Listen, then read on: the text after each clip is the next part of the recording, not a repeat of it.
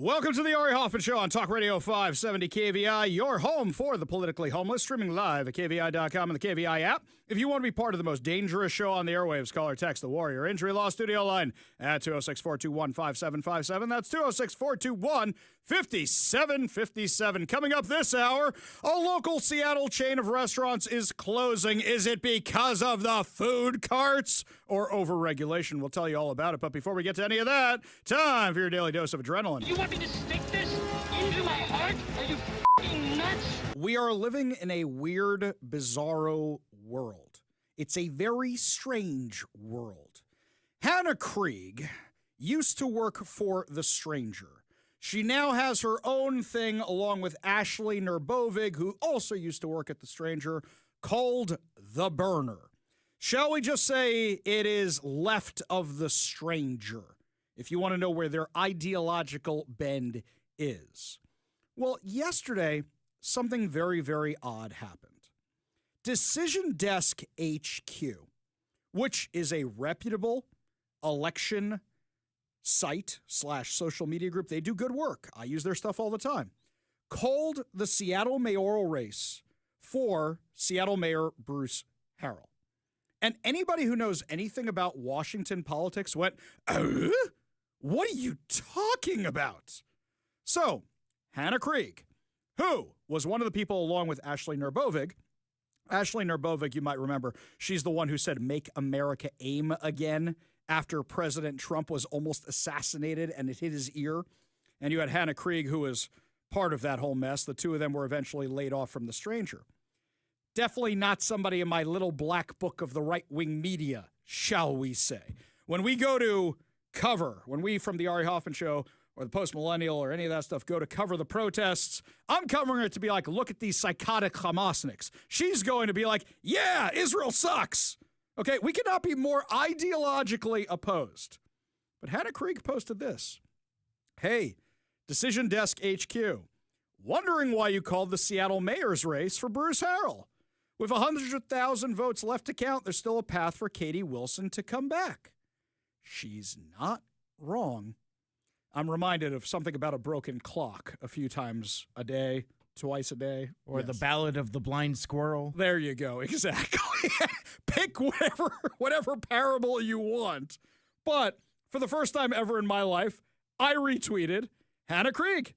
And I wrote, I can't believe I am retweeting Hannah Krieg, but she is right. That is too early to call this race.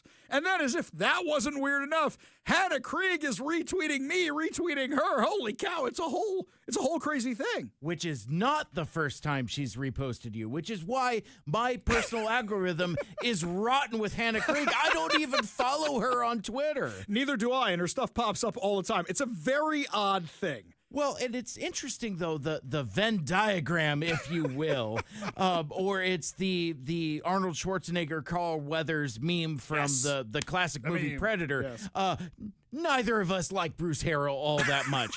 Now, granted, they've shoved all their chips in on Katie Wilson, whereas we have not. But even so, does this mean the enemy of my enemy is still kind of my enemy, but our interests kind of sort of align? Kind of. I think that's the best way to put it. Tangentially? Yeah. The enemy of my enemy is still my enemy, but are we working as enemies together to an enemy, or I don't know. Dude, I'm so confused. I don't know. I'm not usually a person who's this confused. I don't know what's going on. Am I identifying the wrong way? What's happening here? Yeah, usually I'm just more like, dead to me. Whereas not the case here. No, this is all very confusing. Soon it's going to be dogs and cats sleeping together. Mass hysteria. Right. I'm very confused by all this. But actually, this illustrates a broader point. The entire national media is saying, oh, socialists, they're going to take over everything. Do you guys take an analytical look at each race on the district-by-district results? For example, here in Seattle, anybody who lives here in Washington knows that because of our crazy mail-in balloting system, late votes tend to skew left when they come in. I don't know why we accept that as a given, but that's what usually happens. For comparison, over 2 million people voted in the New York City mayoral election. They had results on election night, 45 minutes after the polls closed. By the way, for those of you, before you say voter fraud for Mamdani, that's how long it took Florida to declare Ron DeSantis the winner by 20 points. Maybe New York just knows what they're doing. You may not like the result, but they might know it. There are only 505,000 registered voters in Seattle. Under 300,000 of them voted in the mayoral election so far. Election night was 3 days ago, and we still don't have a winner. I remind you of Kishama Sawant, the last time she was running for office. What happened? Oh my God, she's losing by double digits. Well, she's still losing, but single digits. Well, she's still losing, but it's getting closer. Up, she won. That is why all of us are keeping our powder dry until we actually have the numbers. What is my gut telling me? My gut is telling me that Bruce Harrell might actually win re-election. But it is too early to call this because King County sucks at their job. Why can't these people count? Bring in the guy from Sesame Street. Bring in the count. He'll show you how to do it. 1 ballot, 2, 3, It's not that hard, guys. And that leaves it open to people going, why does it take you so long? So you can stuff the ballots for any other reason? But also here, we know what it's like. This is the problem when national outlets try to cover local things they don't understand. For example, everybody is analyzing what happened in New York. Everybody. Let's look at New York, and I'm a New Yorker who hasn't lived there in 22 years. Let's look at this objectively for a second. In New York, you had Cuomo running against Mamdani.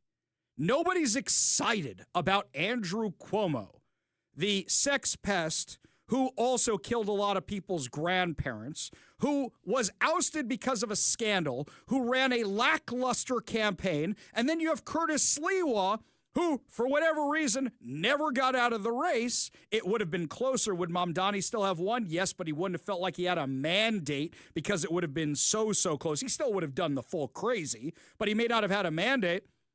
You analyze all that together, does that mean it's a socialist takeover? Or does that mean incompetent morons who wear berets and talk about cats all the time cost us our chance at winning the election and stopping Mamdani? Bad candidate? Crazy beret-wearing hat guy. And I know people in New York love him because of the guardian angels or whatever. I'm sure they do great work and whatever. But you come off as a joke. You come off as a joke. Does that mean Mamdani and the socialist takeover is what really won this thing? No doubt. There was excitement on that side. On the other side, it was just fear of Mamdani. That's not enough to get you an election. Now let's analyze what's happening here in Washington. Socialists ran the table in Seattle for the Seattle City Council.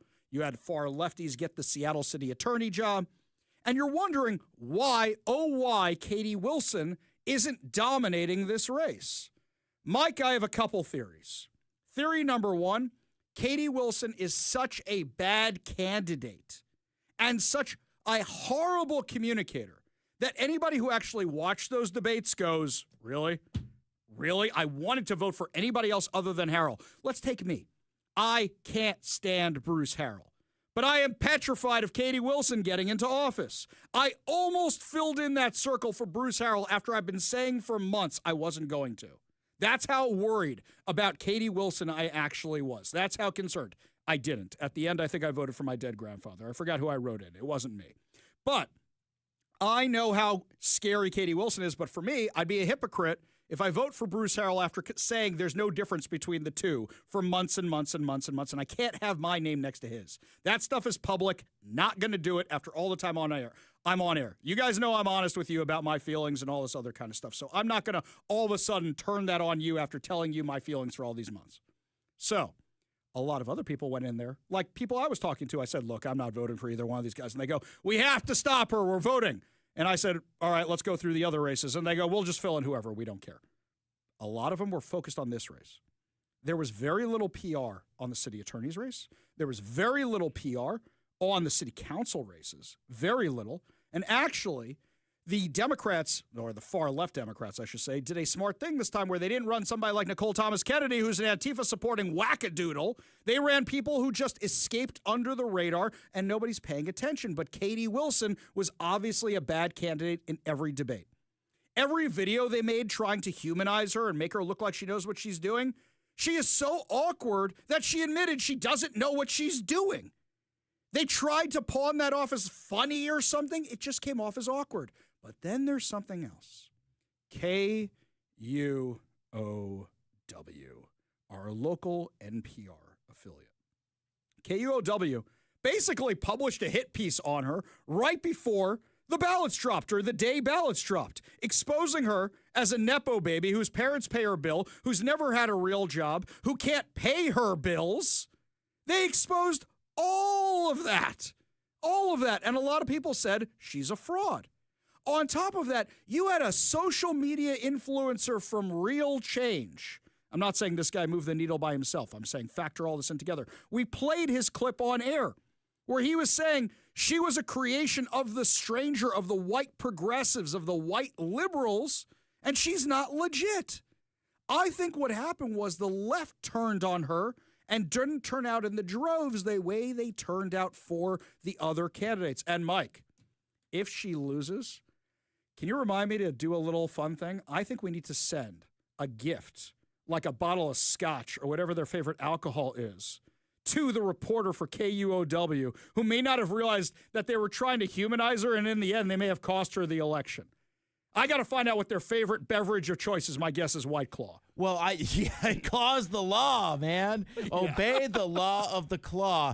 Well, no, I would suggest a good accompaniment would be one of those $8 slices of Capitol Hill pizza. Remember, that was like ground zero for a lot of this Katie Wilson nonsense. Yes. She's like, I'm Katie Wilson. I'm a weirdo who can't hold a slice of pizza. Why is this $8? I don't understand how Seattle works. Yes. And then every time she opened her mouth, she explained more and more why she's unqualified for this job.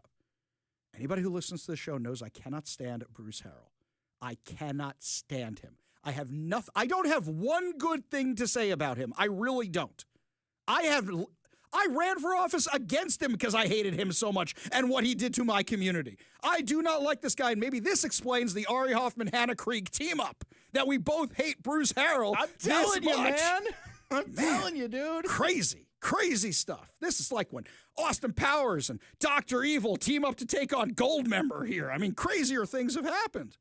But this guy really is your Lex Luthor. I love it. I don't know. I think Jay Inslee may have been a little bit more, because we don't make fun of Bruce Harrell all the time. Jay Inslee kind of encompassed our entire show for a few years there. Yeah, that's fair. I don't specifically disagree with that. I just think that Harrell is maybe a more integral figure, kind of closer to the Ari Hoffman origin story. Okay, so I'm with you on this. So Q, he's like Q, and Inslee's like the Borg. The problem is those are both... There we go. See, that's the analogy I'm going for. The problem is those are both awesome bad guys, and neither one of... I got the worst enemy. I got the dumbest enemies of all time. What kind of Keystone Cops, Hogan's Heroes, bad guys do I have here? We have ways of making you talk. Yeah, I mean, like... Are you kidding me with this? Oh my gosh, I'm just imagining the anti-Ari Hoffman Legion of Doom. Meanwhile, the Legion of Doom. Yes. Jay Inslee. Snidely Whiplash. Bob Ferguson. Hannah Krieg. We have to get the Hoffman and the Cybert. We have to get them. We have planned to kill Hoffman and Cybert. Yes, the Ari and the Big Mike. They must die. Yes, we get Moose and Squirrel. Right? Come on, guys. You kidding me? The only enemies I have are fictional characters on Twitter.com.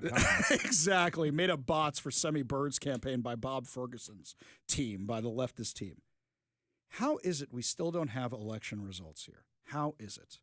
The Seattle Times trying to explain it away makes no sense. But also, if you look at the decision desk decision, one more time, you look at it and you go, do you guys even know what's going on in Seattle? Do you know historical trends? Now, there's another way to look at this. That Seattle elections, King County elections, Washington elections defy logic. Defy logic. You have Polymarket saying that Katie Wilson's going to win. I know everybody loves the betting apps, by the way. I should have put a bet on Bruce Harrell if I had known they were going to go that direction. And then you've got Decision Desk saying Bruce Harrell's going to win because our elections defy algorithms and logic, and they don't make any sense at all. At all. Here's an example to show how the national media doesn't know what they're talking about. And this is conservative media. Conservative media is playing it like Omer Fatah. He's the other Mamdani who is running in Minneapolis. Now, let's remember who he's running against. He's running against the mayor who let Minneapolis get burned to the ground during BLM. Another terrible mayor. Oh, look, a victory for common sense that this guy didn't get elected.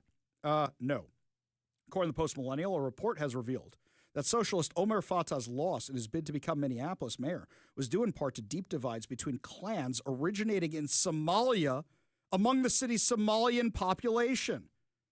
So, per Rira Navaram, an intelligence aggregator on social media, a significant number of Somalians in Minneapolis didn't vote for ethnic Somali mayor candidate Omar Fatah due to Fatah being part of the Darude clan rather than the Hawaii. Oh, that's not how we pronounce Hawaii. I know I'm butchering both of those. He's a member of the Darude clan who, Representative Ilhan Omar is a member of the Darude clan who endorsed Fatah, is reportedly the next target of this community as they are emboldened by their proxy victory over Darude in the mayoral election. She will possibly face a primary challenge on tribal grounds. Mike, did you hear anybody in the mainstream media talking about this at all? Because they don't know the intricacies of the Somalian culture. How about no? Why do you think we get so many questions here on the show? Ari, how come you're the only conservative Jew I've ever heard of in my life? Right? We get that question all the time because people don't know the intricacies of the Jewish population. Something that Scott Pressler and Charlie Kirk were able to use in the 2024 election was all the ballot harvesting, all the voter registration that they did. They were able to get into these communities. A lot of people are thinking the shine is off Scott Pressler because we didn't win New Jersey. You got to keep working, and you got to keep working, and you got to keep working. It's not a one-and-done kind of thing. One man by himself isn't going to change things. He had a lot of success last time. Question is, can we change things over time? And you have to get to know these intricacies. For example, Mike, I'm going to throw out something I don't know right now.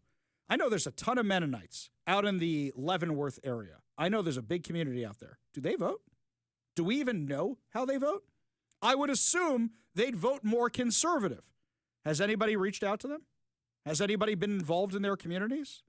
I know a lot of politicians ignore the Jewish community, assuming they're always going to go left. Have any of you reached out to the Orthodox community, which overwhelmingly votes for Donald Trump and conservative values every single time? Of course not. I can tell you as a synagogue president, they never reach out. There are these communities. So when everybody's talking about doom and gloom, socialists are taking over, no, my friends, don't believe these national narratives. You don't understand the intricacies of the population of these different places. And I would argue that there's a good chance Mamdani would have lost if Curtis Sliwa would have been out of the race. This just goes to show even somebody like Decision Desk, whose opinions I like, who I value. When we did the KVI event, Mike, I wasn't going by AP. I wasn't going by anybody else. I was refreshing Decision Desk again and again, and they were spot on every time. Even big national outlets make mistakes, and sometimes it doesn't track. Now, hopefully we'll get more results on the Wilson-Harrell showdown as the show continues. But there's another ballot drop today. We don't know which direction it's going to go. This thing is not over yet. And even when it is over, I'm not going to be the one celebrating because either way, no matter who wins in this Seattle race, we lose. Lots more to discuss as the show continues, my friends. When we come back, a local chain is closing. And normally I'd say crime or something Ferguson did or Bruce Harrell. Nope, you'll be surprised by the reason. We'll explain when we come back. You're listening to the Ari Hoffman Show.